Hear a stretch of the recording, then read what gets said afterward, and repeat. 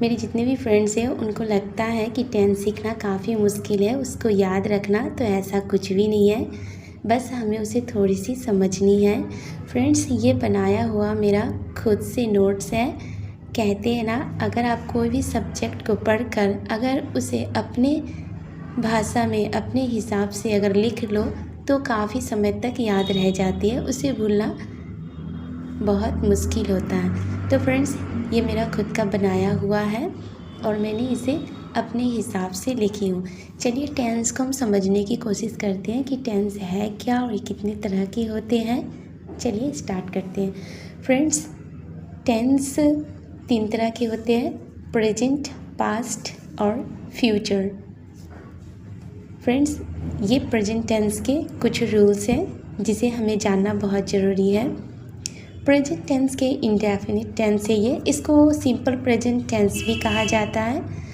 तो इस टेंस में क्या होते हैं, इस टेंस में वही सेंटेंस आते हैं जैसे मैं ये चीज़ करती हूँ, मैं ये चीज़ नहीं करती। जैसे मैं चाय पीती हूँ, मैं दूध नहीं पीती। मैं सुबह स्कूल जाती हूँ, तुम कब आते हो ट्यूशन, तुम स्कूल कब जाते हो। इस तरह के सेंटेंस होते हैं और उस सेंटेंस के लास्ट में इतना ही ध्यान देना है कि ताती होते हैं बस। इसके जो अफर्मेटिव सेंटेंस होते हैं उसमें सिर्फ एस और ईएस लगते हैं, ये हमें ध्यान देना है।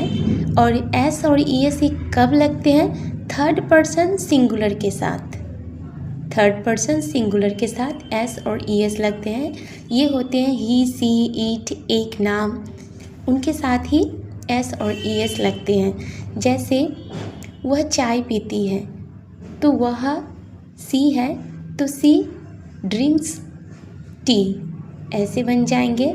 अगर मैं चाय पीता हूँ तो उसमें नहीं लगेगा एस और ईएस, सिर्फ थर्ड पर्सन के साथ लगेंगे। सो फ्रेंड्स, यहाँ पे कुछ एग्जाम्पल है, तो इस एग्जाम्पल को हमें अच्छी तरह से लर्न कर लेनी है। इसके कुछ रूल्स होते हैं ना, जैसे गो है, गो के साथ हमेशा गोज लगते हैं, इसको हमें याद कर लेनी है। नेक्स्ट ये है, नोट करने वाली बात ये है फ्रेंड्स कि इसमें तो अफर्मेटिव सेंटेंस में एस और ईएस लगेंगे, लेकिन जब यही हम नेगेटिव बनाएंगे और इंट्रोगेटिव बनाएंगे उसमें हमें एस और ईएस नहीं लगानी है। बस इसी चीज़ में ध्यान देनी है कि हमें एस और ईएस कब लगानी है और एस और ईएस कब नहीं लगेंगे नेगेटिव और इंट्रोगेटिव में। बस इतना ही हमें ध्यान दें।